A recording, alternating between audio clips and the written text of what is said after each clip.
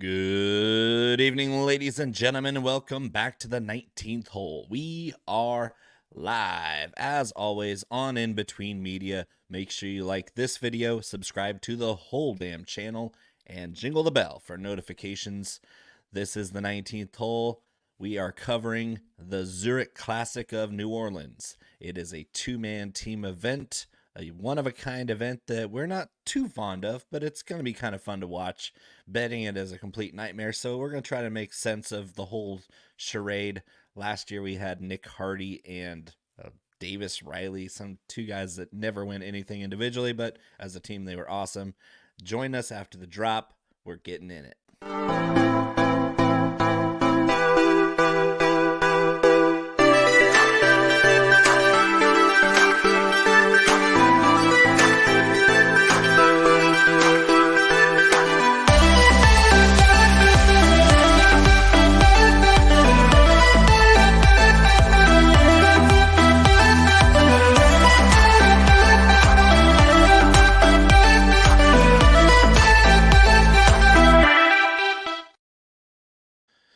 Ladies and gentlemen, baby, we got ourselves another good week on the PGA Tour. We are safe, marked safe from Scotty Scheffler this week. Yes, shout out to not a sponsor yet, but Sunday Swagger hitting me up with the threads here. This is the Sizzlin' polo shirt. I have a couple other ones from them. Great quality shirts, cool, stretchy, breathable. Everything's nice. This is also a NorCal company up here, Mammoth Headwear. So get yourself an oversized dome hat. I wear a 7 3/4, and most snapback hats don't go up that high. I'm on the last button, and it's all cockeyed. So if you have a large head, 7 3/4 or above, get yourself a Mammoth Headwear snapback or trucker hat or rope hat. They have all of the above, and they fit really good. I can wear it backwards and it doesn't look stupid. You'd be surprised to find out that we don't have any sponsors for this show. We might have two as a result of this.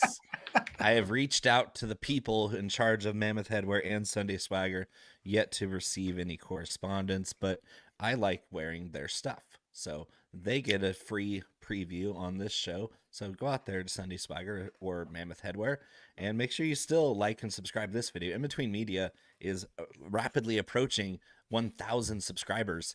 We'd love to have more people on the show like Steve Anderson. We got Royal Slade. We got our fearless leader, Seth Woolcock.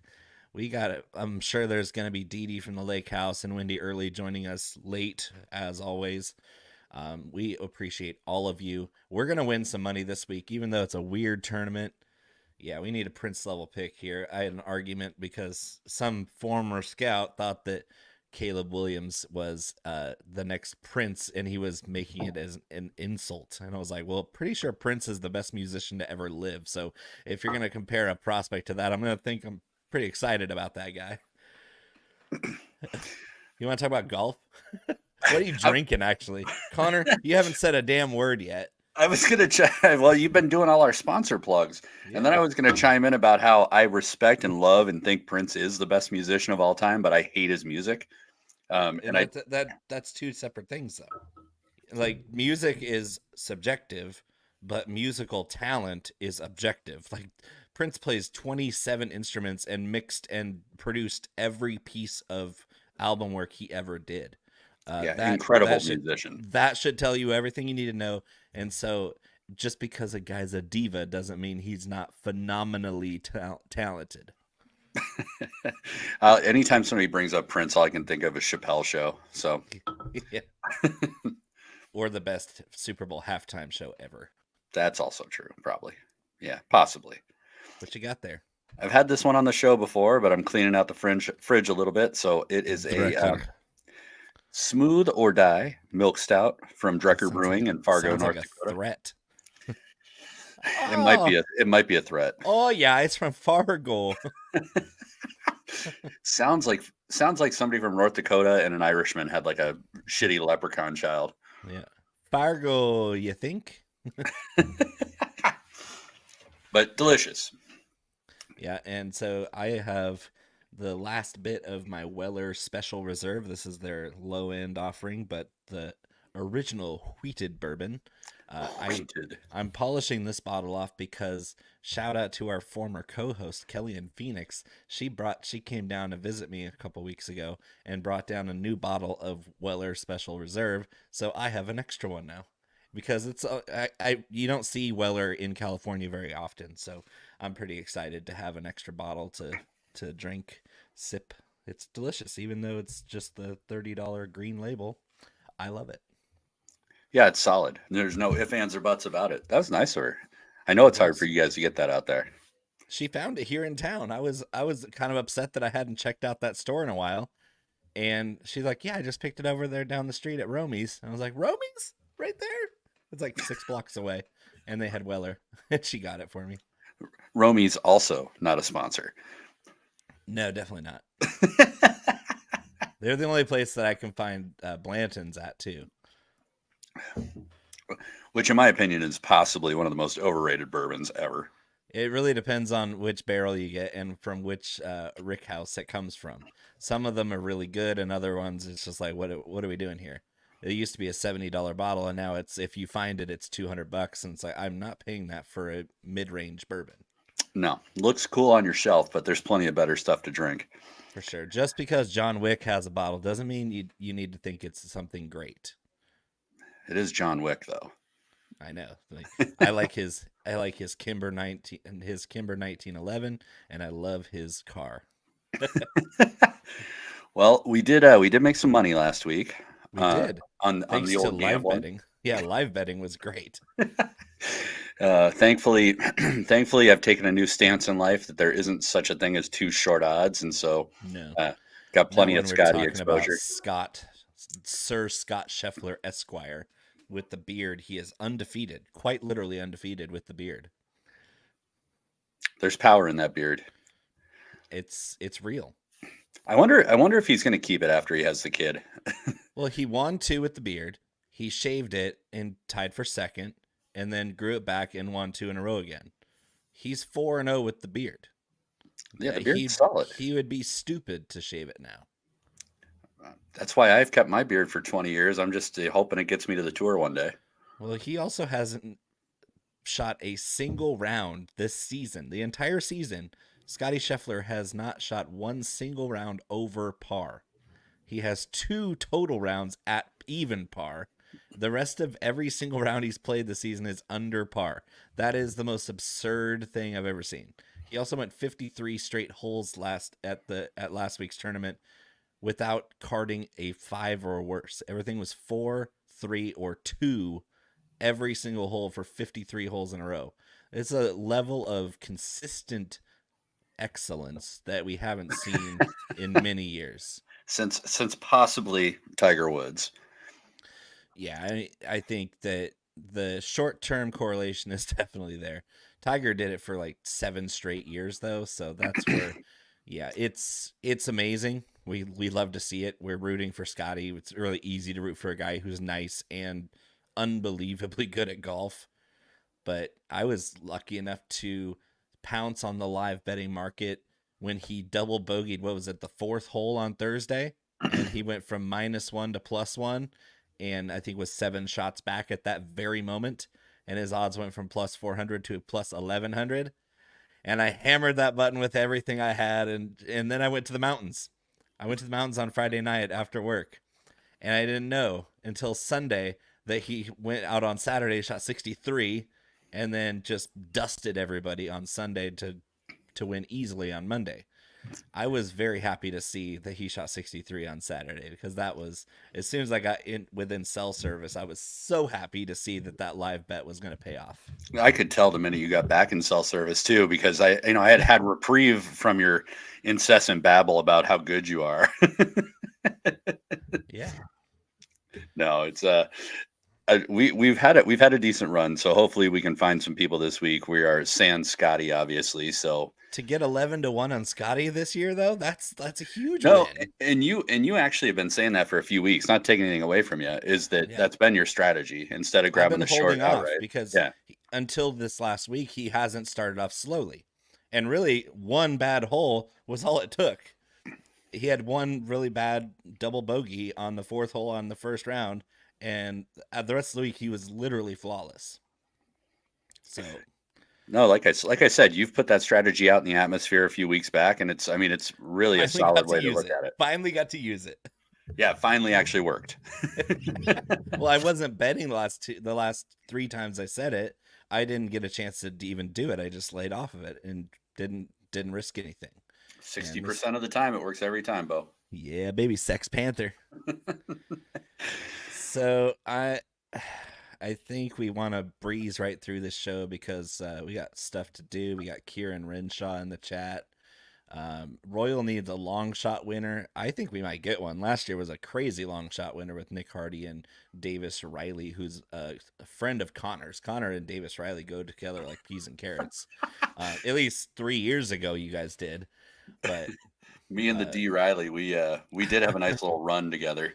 Yeah, anybody with an Irish last name is going to get some action with Connor. Hey, look at Kieran. Kieran taking some advice and making it work. Yeah, see? Good to hear it, my friend. Yeah, let's keep it rolling. Ostradamus in the chat. Love to see it. Fires.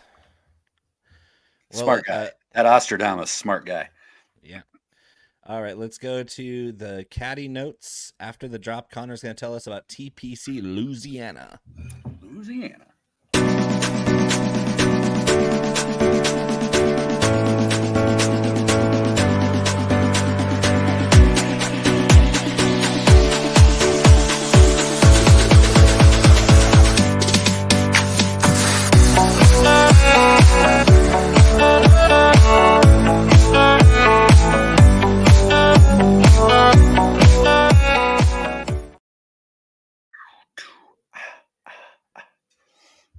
That's pretty hot. It's a catchy track there. Pretty hot. I drive around the city sometimes just blasting that. Just on a loop. Yeah, just on a loop. I got all the windows down. You're like, sup. Sup, girl. Sup. And then I was like, Emilio! I was there, man. It's totally true. Zurich Classic of New Orleans. TPC Louisiana, New Orleans, Louisiana, of course, as if the names did not imply where we were at. Par 72, yardage is around 7,400 yards. Fairways and greens are Bermuda. Another Pete Dye track, so you get all the typical mental gymnastics to perform. Course features 5 ponds and over 100 bunkers in play. Fairways are wider than average. Greens also rank a little bit larger than the previous few weeks, so I'm getting a little reprieve there. Driving distance does not correlate to success on this course, though it's wide open, and you may hear some people trying to say that you can get away with bomb and gouge. That historically has not been the case. Approach continues to be king. The majority of those approach and come from the distribution bucket of about 200 plus yards. So the big things to know with this tournament is it's a little bit different format. It is a team format. So first and third round are going to be 4-ball, where each player is going to play their own ball. A team will record the best score per hole. Also known as best ball. Also known as best ball. Second and fourth round are foursomes or alternating shot. So each team will alternate shots as it implies. Record one score for the team. That also means that they're going to alternate tee shots. So, for example, if Xander tees on one, makes the putt on one, Cantlay makes the putt on one, Cantlay would still tee on two. So it does. So they do alternate tee shots. That's a nice thing to distinguish because I was not aware of that. 80 teams to start, and then it'll be top 33 in ties going into the weekend. Weather is going to be pretty cooperative. Might have some wind 10 to 15 miles an hour. Nothing crazy. Might have a little bit of moisture late in the day, early in the day, just kind of mixed in. Probably once the players have cleared, to be honest. I would guess the score gets to be somewhere around 30 under. Has been kind of right around that number in previous years. My boy Davis Riley and Nick Hardy took it down at 30 under last year. Xander Schauffele and Cantlay before that at 29. Cam Smith, Mark Leishman, 20 under before that, and then Rahm and Ryan Palmer, 26 before that. So going to be some scoring to be had here, but all in all, I think this is a pretty straightforward course. You got to make your hay, get your birdies in. You can't give anything back. And typically, like anytime Bo and I cover a team event, the name of the game is finding complementary skill sets. You want guys that are going to be able to balance well, especially in the alternate shot days, rounds especially 2 and 4. So yeah, that's about all I got to say about this tournament and this course. I mean, I think it's a good fun watch. It is. It's more fun to watch than it is to bet. That's for sure. That's for sure. Yeah, because we do have some big names here. I mean, Cantlay and Schauffele are an all-time Ryder Cup duo. They're the same dull personality from SoCal where they have no personality. They're both just like monotone. It's not interesting to watch, but they're both top 10 golfers in the world. And when you put them together with complementing styles that they have, they should win this tournament, right? They should. I mean, stat wise, we're looking at two guys that should do well here. They're, of course, favorites here. We're going to cover that in a little bit, but what kind of golfers are we looking for here? Even if let's say their complementing skill sets aren't so complementing, are you just looking for guys that make a ton of birdies? Because that's kind of what I'm keying on. Are guys that are good at converting on par fives, and are good at converting birdie opportunities, which ties into putting on Bermuda. Yeah, predominantly it's birdie or better rate, and then I did look at approach like I do every week, but that is a strong correlated stat here, obviously. But yeah, within approach, I also looked at opportunities gained, which is the metric giving us an idea of when we're getting good looks at birdie or better after approach. So that's weighted in my model. Par 4 and par 5 scoring, of course, getting back to more scoring metrics. And then as like a tiebreaker stat, I did mix in quite a bit of scrambling metrics, just because scrambling is actually correlated to winning success here, which was kind of surprising. But I do think it goes back to talking about scrambling is not just a metric for around the green. Scrambling is a recovery from basically being out of position. Yep. So it does make sense, especially when you look at some of the, once you get in the alternate shot, guys having to recover off of bad tee shots and so on. So, yeah. But more or less, yeah, Bo, you hit the nail on the head. I mean, this is, you got to score, and you got to score fast and furious, because 30 under ain't no joke. No, it's not. That's a real number. Especially on the PGA Tour, where you're going to get a course like this, which is easier on the easier side, and you have a really strong field at the top. But sometimes it doesn't really matter when you get a field with a bunch of guys that are paired. You can get a team on Thursday that shoots 62, 10 under par right off the bat, and then the rest of the teams are playing catch up and alternate shot, and it can get pretty wild and crazy on the weekend, because you got teams that should be ahead that aren't, trying to play catch up and maybe compounding errors, and you just have to keep making birdies and eagles here, because if you let your foot off the gas, somebody's going to catch you. All right, and the distinction, did you cover the cut line? Because you have 80 teams here of 2, so 160 in the field, and top 33 in ties. Top 33 pairs and ties make the cut for the weekend, so a pretty drastic cut. You're going to see very few of the guys that, like, very few 6 out of 6 lineups on the DFS side. That's something to look forward to later in the show. But yeah, that's pretty crazy to think that 2/3 of this field is going to be gonzo by Friday. Yeah, it's I don't know. It's wild too, because it's just hard to know how it's going to cluster. You know, top 33 in ties could be 60 of the 80 teams. You just never really know. And it could be 35. It's yeah. just, you never know, because again, we're going to say this a lot today, is this event is about as much of a crapshoot as you can get, because you have two guys playing together but also playing separate at the same time, and everybody's doing it. You just don't know what you're going to get. Sometimes those good teams that look good on paper, they're not in it for the same reason. Like, they're out there to have a buddy weekend, and it's not serious. Like, you're going to see a couple of these pairs in the group where it's like, okay, we haven't seen this guy on tour in 5 years, but his buddy got him in because that was they wanted to spend the week in New Orleans and go partying on Bourbon Street.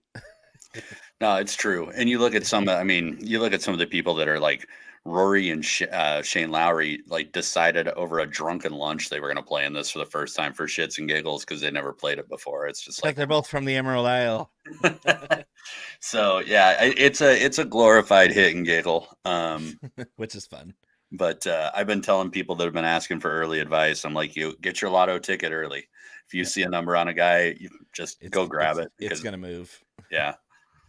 All right, let's hit the Club Twirls drop and let's bet on some crazy, frivolous team golf.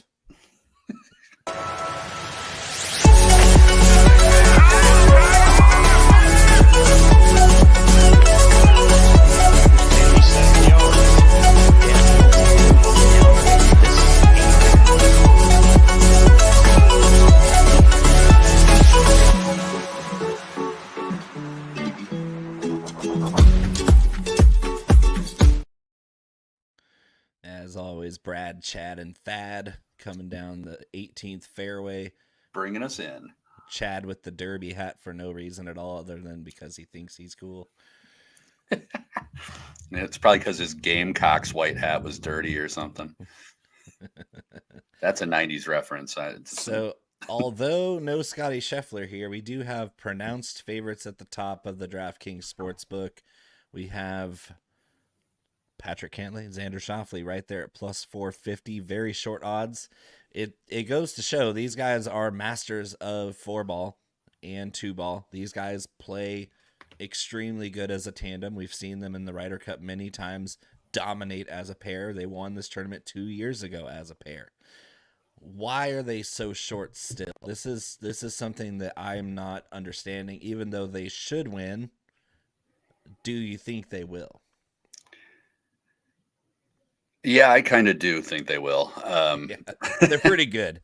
Yeah, for all the things we say bad about these two guys, they're both really freaking good at golf, and they obviously have the rapport that it requires to win this sort of thing. And we've seen it so many times that you shouldn't be surprised at all if a plus 450 bet on Cantlay and Schauffele pays off.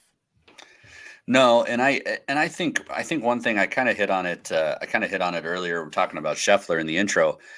I think I'm getting to a point with golf betting that like I'm not going to use the expression it's too short of odds. Like it's short, plus 400, but when all signs point to a team being that much better, that much more dominant than the people they're going to compete against, being that much more complementary, having good course history, good tournament history, and not just in like the 4-balls, but also in the alternate shot. Like surprising to me last year, Xander and Cantlay went out and had the round number 263 was the best alternate shot round of the tournament. So it just goes to show you that there's a lot to be said for guys that can carry each other and have a similar profile, which I think if you've watched the show before, we talk almost every week about Cantlay and Schauffele being pretty much the same guy. So they're both immaculate from second and third shot. Off the tee, they can be average, but on approach and around the greens, these guys are A++ players together and individually. It just doesn't matter. These guys are so consistent that it just comes down to, can they put together enough birdies like they did 2 years ago, as opposed to last year where they kind of hit a stagnant point where they made too many pars. They didn't quite convert some of those opportunities that they presented themselves with. I think that the odds at plus 400 now officially are a little short, but the guys the pair that we really like has really taken a nosedive into the short odds. We're getting 10-1 odds on Zalatoris and Theegala here, but they're at plus 700 now. That's insanely short for those guys, but they're getting a lot of action on the betting markets. So maybe, hopefully, that we see a little steam let off here over the next couple of days before we tee off. But Zalatoris and Theegala, they're on a freight train runaway right now on the odds market. So I like them, but when they're that close to Schauffele and Cantlay, I think I'll opt for the guys that I've seen win this thing. Yeah, it's really weird because when I sat down to write my article last night, Willie Z and Sahith were like my most favorite play this week. Of course. I just thought the way they set 10 up, to 1. Yeah, 10-1. On top of that, like they're both in excellent form. Sahith coming off of a hot stick last week, Willie Z coming off a strong Masters performance, several top tens before that. Complementing styles. Yeah, everything about it. Zalator, some tee to green's incredible, and Sahith's short game is incredible. Everything about it made a ton of sense, but it plus 7-1. I don't know. That's definitely that's not the same arena as doing the plus 400 for Xander and Cantlay. So if you were lucky enough to get Willie Z and Sahith at plus 1,000, count your blessings. That was a good number on them. Plus 700 is far too short, I think. Little too volatile for that number. So at odds in a vacuum, would you rather the Irish duo of Lowry and McIlroy or the Irish duo of Coughlin McBrayer? Us all day. I figured if we get a couple shots a hole, we're taking this thing down. I don't even know. And we'd be way more blacked out drunk than those two guys. They're probably prim and proper compared to what we do out there down in Bourbon Street. I don't know. Lowry scares me. I think he could hang, but Rory'd be drinking a Chardonnay or something in bed by 8:30. Rory'd be sipping a Chardonnay, leaving lipstick stains on the glass. He probably calls the glass a stem too. Man, have a nice stem. I made another stem of the Chablis. No, but and you know the next one, Kitayama and Morikawa at plus 1,100. It's getting short. It's getting too short. Like I was 16 yesterday. I think the first like true semi value that I see here is probably gonna be the Fitzpatrick brothers at plus 2,200. Really, gross. I mean, that's gross. I have to say semi value just because they're the ones that are kind of holding the odds are holding strong. And yeah, I think what's nice about Matt Fitzpatrick and his brother is probably a little more off the radar and a little underrated for as good as he actually is. Not anymore. He was on Netflix. But I think people that bet golf are not used to seeing Alex in a field. And I think Matt and Alex have a really complementary style. Obviously, they've played together, growing up. So I kind of like the partnership there. I think they have the right skill set to take this place down. Accuracy, approach, good enough putting. And plus 2,200, when you look at the guys around them, like Nick Taylor and Adam Hadwin, I'll take a pass. Like they had a putter at one point, but over the last 24, they're two of the worst putters in this field. So not going to gamble there. And then Hoagie and McNeely are interesting. But polar opposite players, polar opposites. And the problem with them both really truly becomes like both of them have to have their A game on the aspect of their game that they're carrying the other on. And if either of them slips, they ain't going to be good. Right. I think I'm going to hold strong with Kitayama and Morikawa. I think there's enough firepower there where, again, like what you said, the odds aren't too short, especially in this kind of event where we just saw Colin Morikawa. We just saw Colin Morikawa have a really strong showing. Like this guy's ball striking from tee to green's outstanding. And if he's having a little bit of trouble around the greens, Kitayama is such a grinder. Like this is the kind of place where neither one of these guys is a bomber. Like Kitayama's longer than Morikawa, but they're both so solid all the way through the bag that I can see them just putting up a shit ton of birdies all at once, especially in best ball. Best ball, this team could be formidable. If they can hold their own an alternate shot, they can definitely win this thing. All the other guys you said, like, I think that Alex will be a wagon for Matt, and Matt's not necessarily known as a birdie maker in the first place. We saw that last year when we kind of were intrigued by those two guys. They didn't make any birdies. They were out there just parring all the way through, like Fitz always does. And Alex is the guy that's off in the weeds and in the rocks and the trees.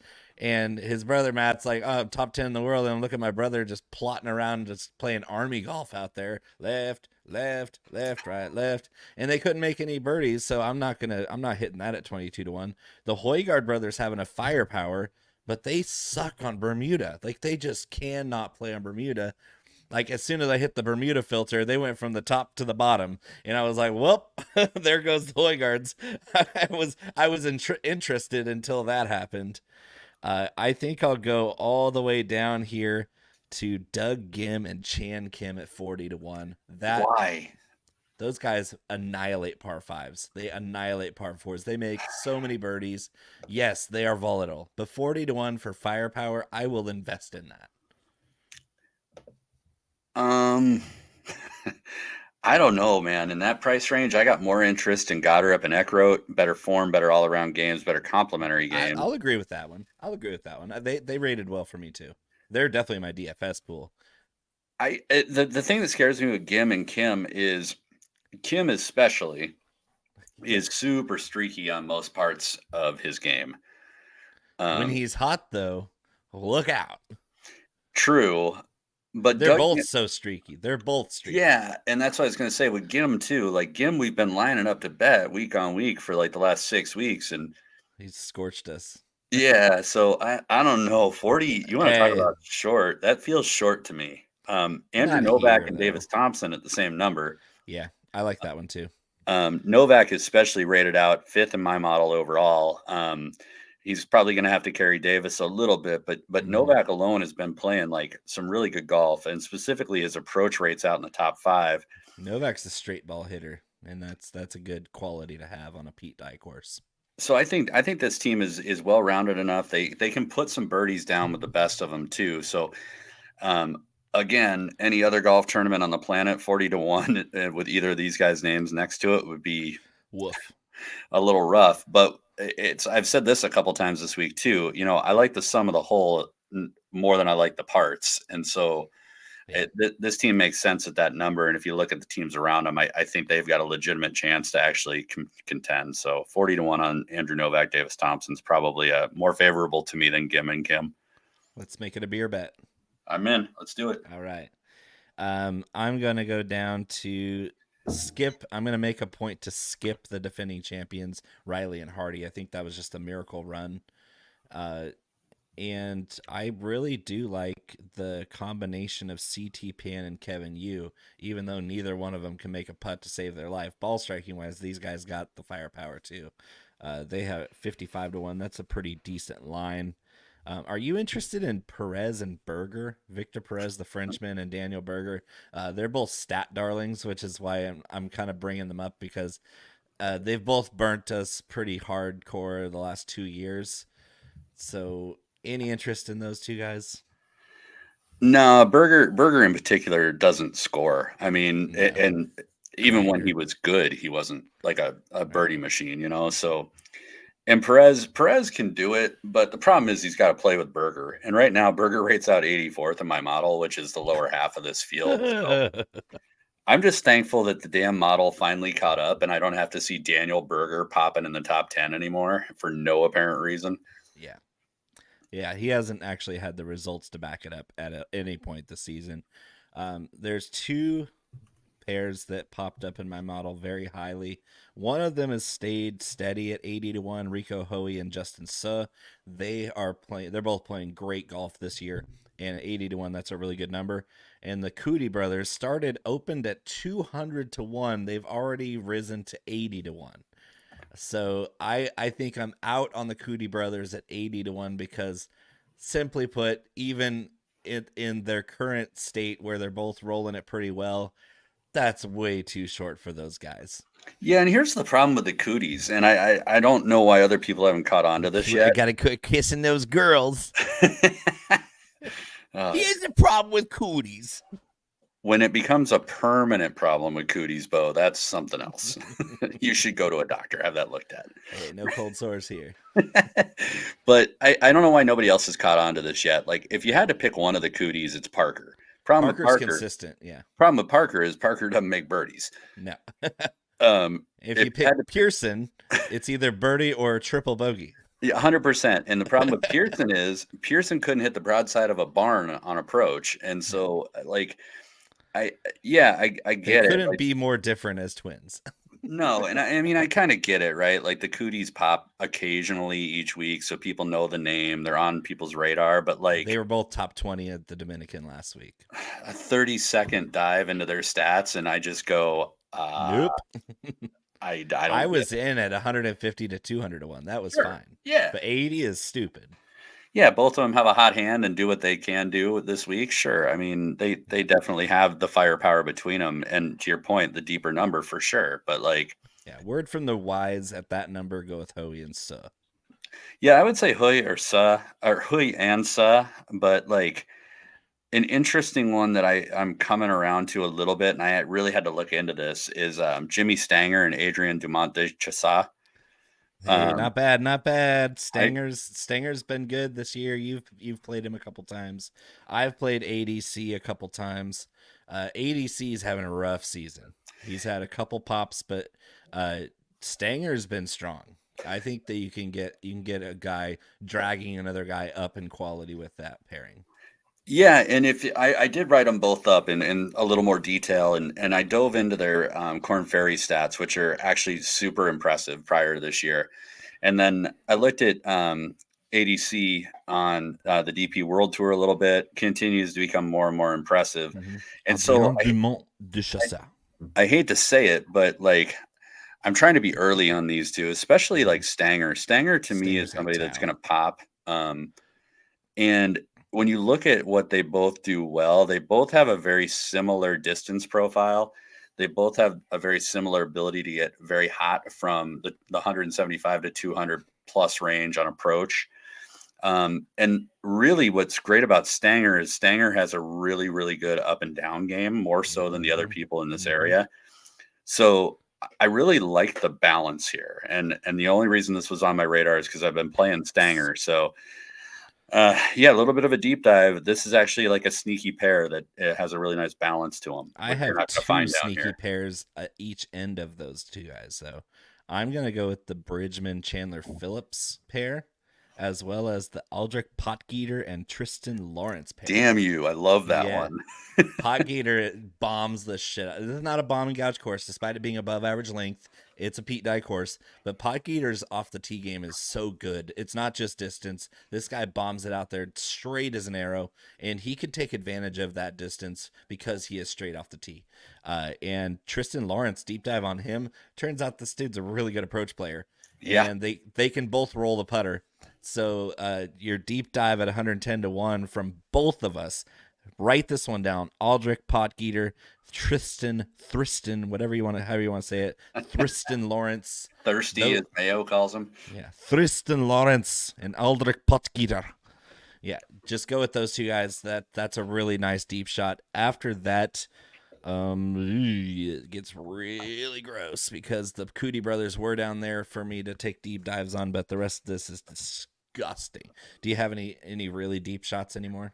No, because honestly, Tristan Lawrence and Aldrich Potgieter, I had them at plus 130, and that was about as deep as I was going outside of Jimmy Stanger and ADC that I got at 200 to 1, and they are already down to where they are. So the secret's out on them. Sweet. All right, so let's get moving on. DFS, Connor, you won 2 in a row. It was a close one this week. I had a little comeback on my hands, but it was not enough. So good job there, winning the $5 back from me. Let's head over to the DFS side because there's some interesting plays to be had here. Even though it's a team event, you can't play the same guy twice. Obviously, it's weird. You can't play the same team twice. Yeah, and I don't know why maybe they just so you could see the stats from each individual guy, but it's kind of confusing on DraftKings. It's okay, guys. We're still gonna do no trunk slams. We're still gonna win some damn money. We're gonna take all the money from the lobbies and we're gonna win with it, and we're gonna keep snowballing that bankroll after the drop. The club is well. This would be a wrestling class.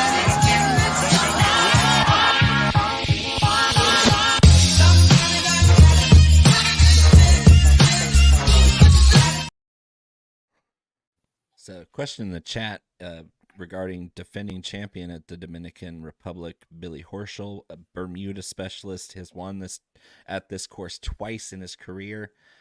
He's playing with a guy who hasn't proven anything at any point at any level, so I'm going to skip Tyson Alexander and Billy Horschel. I think that's a kind of a trap play.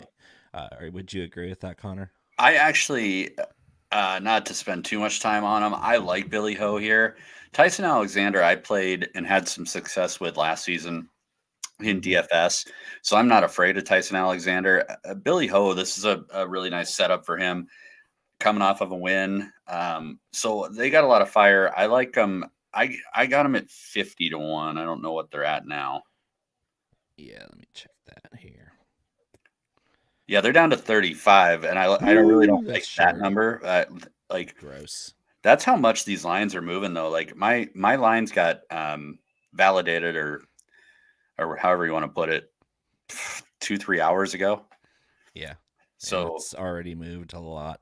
Yeah. So right It's before gonna we keep, published, it's going to keep moving. So just pay attention to who we're talking about as good plays versus what their lines might be at that very moment. What you're going to find is that it's the best plays are still going to be the best plays, regardless of what their price is on DraftKings or what their odds are. Is you're still going to have guys that were higher on than others just because of the way their styles complement and the way they're playing right now. Recent form plays a big part this week. yeah, the problem just becomes when they slid to that 35 number. Not to stay hung up on it, but I like Novak and Thompson better at 40 to 1. I like your call on Kim at 40 to 1 better. Mm-hmm. Yeah, 50 to 1. I was willing to throw a couple dice at it, but like this is 35 is too short for that team. All right, on the DraftKings side, Xander Schauffele Patrick Cantlay, $11,200, just ahead of Rory McIlroy, Shane Lowry, the Irish duo, and then at 10-3 you have Vigal Zalatoris, who are getting just as much steam on the DFS chalk side. And you got Morikawa Kitayama at 10,000 flat. Anybody here have any value leverage to be found? I actually wanted to start with that. How much are you going to take into account rostership this week, or are you going to try and none? So, I have 16. I have 16 teams. I think. Let me see. I have 8 teams. 8 teams that are in my player pool. So that means I'm going to have like 5 lineups. Yeah, so it's interesting. This is a week where I typically do like a lot more single entry or 3 max, that type of stuff. That's the perfect opportunity to be conservative. And on top of that, then I only got to get different like one spot, right? I can play the chalk, I can play the plays I want to play, and I don't have to worry about dupes really. No. So I probably end up playing a fair amount of Cantlay and Schauffele. I think if you were to kind of figure their rostership, it's probably going to land somewhere around 30%. Yeah. But I'll have 20 to 30% of them because they're going to be the best play. This isn't rocket science. They're still going to score a lot of DFS points. I mean, it's the same with the Gala and Zalatoris. I mean, they're going to land in that 25 to 30% as well, and I'm not going to not play them. I'm not going to not get Randy Jackson's autograph on a samurai sword. So yeah, you have Cantlay 32% right now, McIlroy 17%. The Irishmen are getting a little disrespect here, but Morikawa Kitayama and the Fitzpatrick brothers at 9,700. That's going to be your leverage point at the top of the board here. Morikawa 13.5% and Fitzpatrick 8.7. Not bad. Yeah, I think I stick to my guns and go the Fitzpatrick brothers there. I'm not as sold on Morikawa and Kitayama as you are. Obviously. The disrespect for Northern California will not stand. It will not stand. No, I think aggression will not stand, man. I think either one's a good play though, especially with the leverage opportunity there. And if you are doing any kind of mass multi-entry, like you're gonna probably have to take that stand on one or both of them because 30% chalk up at the top in those bigger contests is you got a lot of capital invested trying to get over the field. So yep. All right, going down the board, you got Connors and Hadwin. Is that who he's playing with? No, Connors is with Pendrith. Pendrith. Oh my God, I like Connors here, but Pendrith. Oh my God, he's been bad this year. What is going on with Taylor Pendrith? Yeah, I probably would take a pass on Connors Pendrith. Yeah, they're at 16% rostership estimated. That's too high. The Hoagie McNeely is getting 26% right now. That's woof. That's pretty rough. I like them as a leverage play, but they're not leverage. This is Chalk City. And so I will limit my exposure to Hoagie McNeely because I don't think they're that good. 9,400 for them is pretty steep. It's rapidly becoming like unbettable and unplayable. Like It's weird, isn't it? That's just weird to me. I think I think a little bit it's because of the odds tier. Like there's really not a lot of people in that same price range that people are going to be drawn to. And it's kind of the same thing in DFS. Like, I don't know. I'd rather play Hoagie over Nick Taylor and Adam Hadwin. Right. Yeah, because they're getting 17%. That's nothing to shake a stick at. That's pretty chalky at 9,200 for two guys that have been okay this year, but not great. This might be an interesting spot to go to where Royal said and fire up a little Billy Ho though at 11%, $8,900. Mm-hmm. That's a really different lineup at that price point. It's hard to really have stacked much up top. So even if you got a chalk play up top, then going to Billy Ho in this price range, it might not be the worst thing that you could do. I'm interested in the Højgaards at 5.7%. They have some firepower for DFS, do they not? I mean, I get the Bermuda splits are ugly, but they're only getting 5% rostership, and they're a heck of a lot better matchup for the 9,000 range than 14% Bryce Garnett and Sepp Straka. Ugh.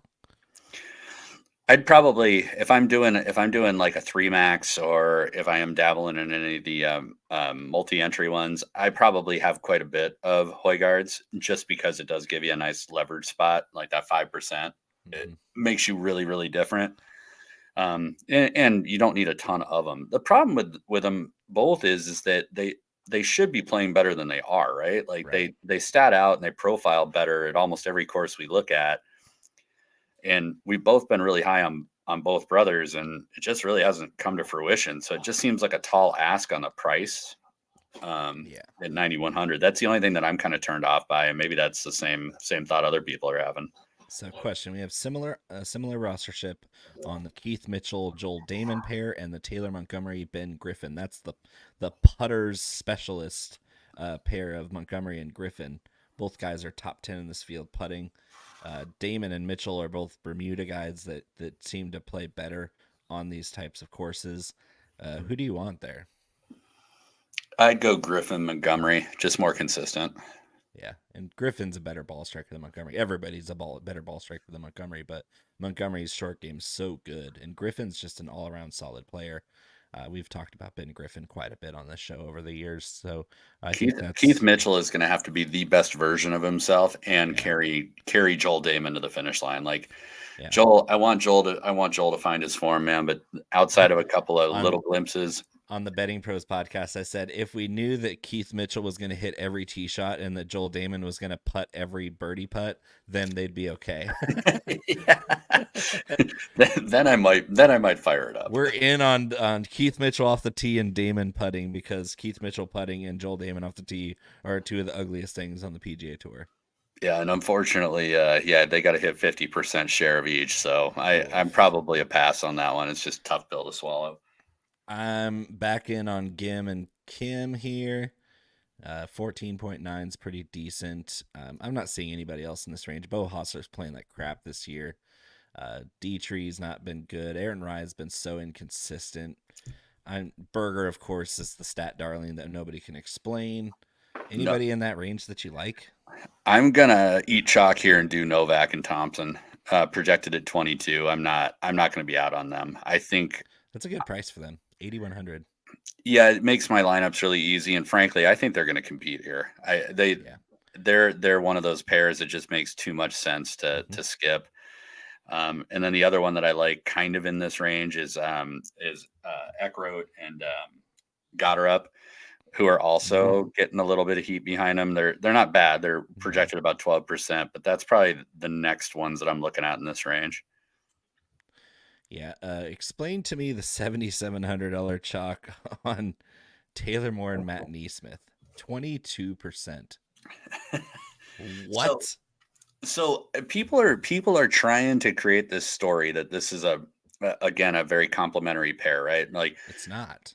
well, Neesmith can put the lights out, and But he Taylor Moore hasn't. has been in great a form, ball excellent striker. approach. Yeah. So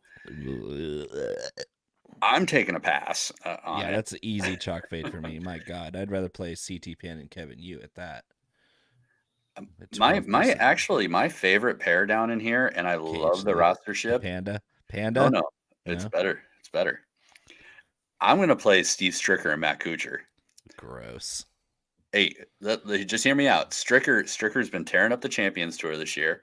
Kuchar has done well in these team environments and head-to-head 3 years ago. formats. They have a very complimentary game at this point. 0.6%. That's what you're looking at.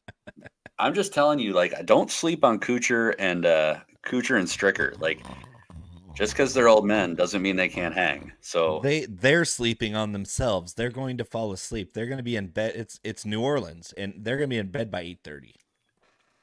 I will put Kuchar and Stricker against your Kevin Yu call all day. Yeah, I don't feel that great about the. There it is. Yeah. I don't feel great about any of them in that range. I'd rather go with the KH Lee pair with Michael Kim. Is that what you're talking about? I don't mind that one, but I was talking about your Kevin Yu one. Yeah, Kevin Yu one, I just think has upside. Yeah, no, I couldn't fight you on KH Lee. Like, KH Lee is another guy. If he gets hot on approach and putts decent, like, he definitely can make birdies by the bunches. So Chandler Phillips and that's my Bridgman, Jacob Bridgman. That's my go-to in that range. And a little bit of Carson Young, Ben Martin. 14% Chandler Phillips, huh? Yeah, it's 13 now, so I think their little steam is being let off because Dylan Wu is getting in 20% bump. So 7,400, you can skip the Dylan Wu and Justin Lauer pair because that's way chalky for them. Yeah, I think in a vacuum, I do like Justin Lauer and Dylan Wu better than Chandler Phillips and Bridgerman. 20%. No, that price wise, no, Yeah. rostership wise, that's the problem. That's gross. But Lauer's playing really good golf, and Dylan Wu and Brandon Wu, who's also in this field, both are, this of course it would make sense for him. So I wouldn't blame anybody for playing them, but at 20%, that's woof. That's probably not the spot that I'm eating chalk at. Another one that's chalky that I'll have limited exposure to at 7,200. Alex Smalley and Matty Schmidt. Schmidt bomber, Smalley more of a straight guy, but complementing styles. We're seeing the chalk kind of huddle around these complementing players that are just opposites of style. Like Matty Schmidt's a straight up bomber out there, and Alex Smalley's a short straight hitter. It doesn't mean that they're good together. It just means that they're opposite types of players. They're different archetypes. And 16% for those two guys is just insane to me. Yeah, down here it's weird. There's one real good guy, and then there's a guy that I can see them popping up. But everybody below 7,500, there's one guy that I like, and his partner's like, Tristan Lawrence and Pot Geeter here. That's lovely. I love that pair. That's probably my favorite play in the 6.5% at 7,100. I'm smashing I'm overexposed on that pair. I need to cool my jets on Lawrence and Pot Geeter because I'm gonna be so over my skis on them. If they screw up and miss the cut, I am gonna be screwed. Yeah, I need to pump the brakes a little bit, but I still think that they're the maybe the pair down here that, again, I'm fairly confident that both players will perform. You're gonna hear the name Pot Geeter many times. Aldrich Pot Geeter is a very, very good young player. He's 18, 19 years old. He's just so good. And he's not Miles, the 15-year-old kid that was top 20 at the Corn Ferry Tour last year. Like, we got to talk about that kid for a little bit, but Like Potgieter's a South African that's just insanely talented. He's a thick boy like us. He bombs it out there. We love our thick boys on the show. And so, yeah, we're all rooting for Aldrich Potgieter. You're going to hear that name many times over the next few years from us, and probably next year and the year after from everybody who covers golf. That's like Valimaki. Team Pudgy boys over here. Oh yeah. And they got the mullets going too. Just stunning. Riveting. Getting down here into the sixes, though, not to belabor this, like there really aren't a whole lot of teams that I feel super confident about. 7 flat, Ryan Brehm and Homeless Hubs, I'd probably take a few shots at them. Yeah, Hoey and So are getting 11% right now. It's a little high. Yeah, I'm not super in on that one. Yeah, but I really the want Cootie brothers are getting steam. They're at 12%. The Stanger pair. Oh man, the Cooties are at 12%, which is a little chalky, but the Jimmy Stanger and who's he with? Dumont du Chassat. That might be too chalky at 14.4%. Woof. Either we're incredibly smart, or I can't figure it out, because that number has just ballooned in the last like couple hours too. Mm-hmm.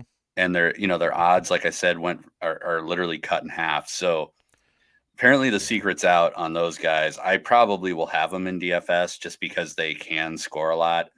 14% is not optimal down here, but it's not gonna kill my lineups, especially when I got stuff up top. I think some of that has to do with where lineups are falling.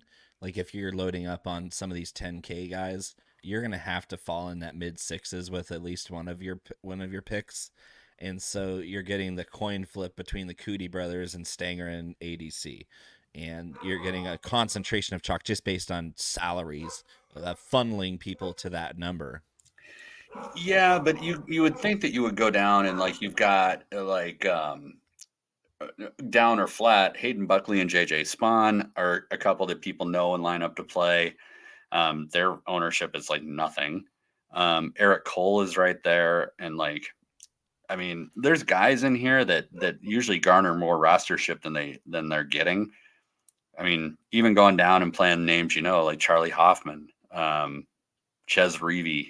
Yeah, guess who Charlie's playing with? Nick Watney.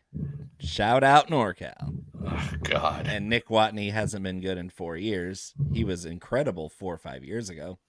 I mean, we're talking really, really damn close to being a major winner, and he's just fallen off the face of the earth. He's clinging to sponsors exemptions at this point. But honestly, with how good Charlie Hoffman looks on these types of courses, we might see a reinvigorated Nick Watney, and I wouldn't be surprised to see them make the cut. And that could be something where you find an edge there.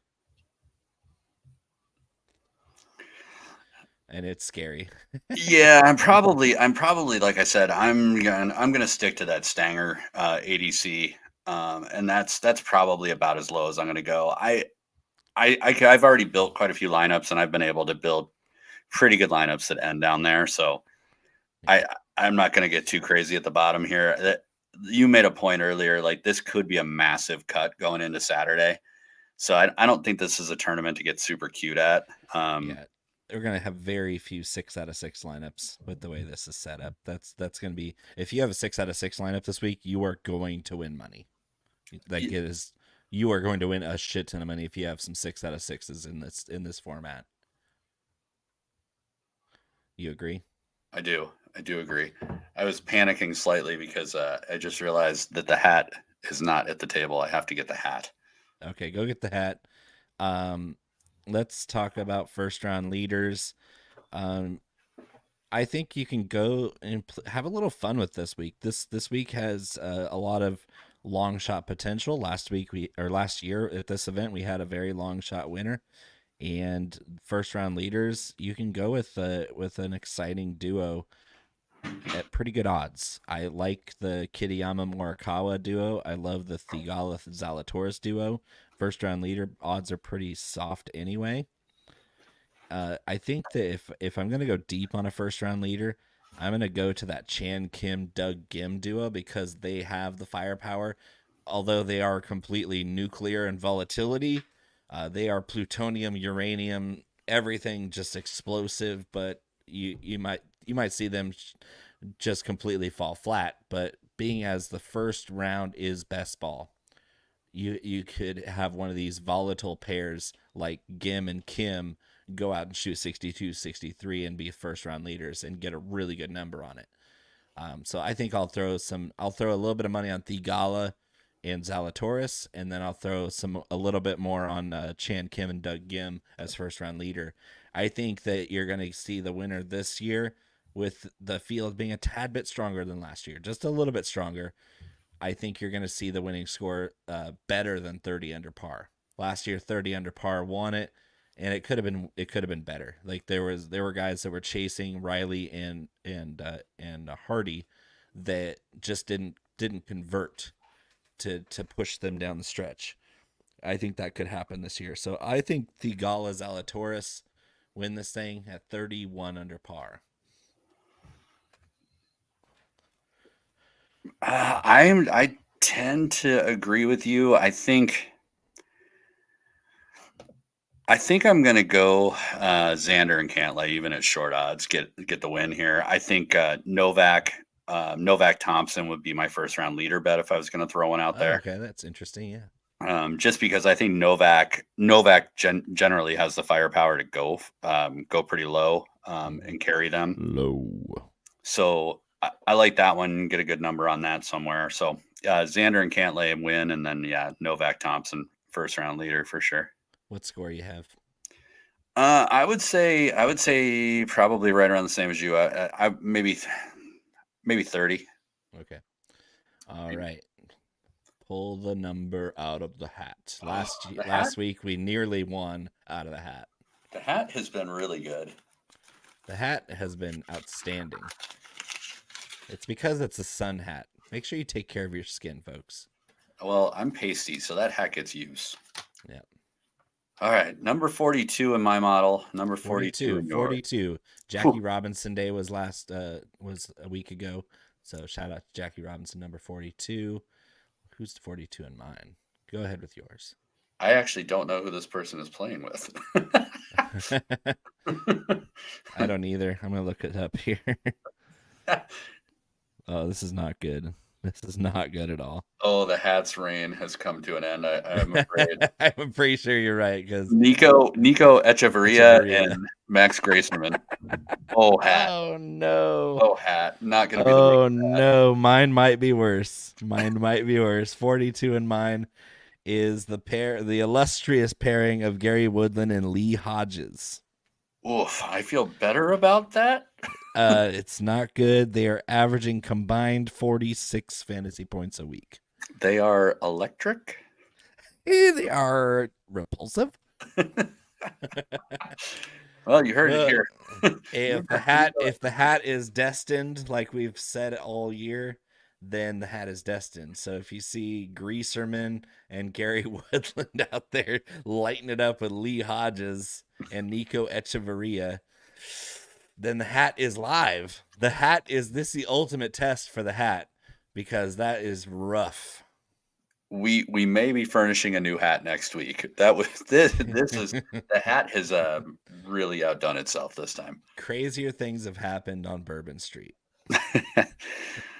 Oh, this will be a fun watch. I'm not sure that it's going to be the most profitable week, but I think we got some good angles. Be conservative, people. This is not the week to go ham on the betting or the DFS side. This is the week where you take it easy, you watch the golf, enjoy the show, and join us next week for the CJ Cup. It's going to be rough the next couple of weeks till we get to the PGA. From Colin, I am Bo McBrayer. You've been watching the 19th hole, as always, live on In Between Media. Like, subscribe, jingle the bell. Join us next week. Cheers.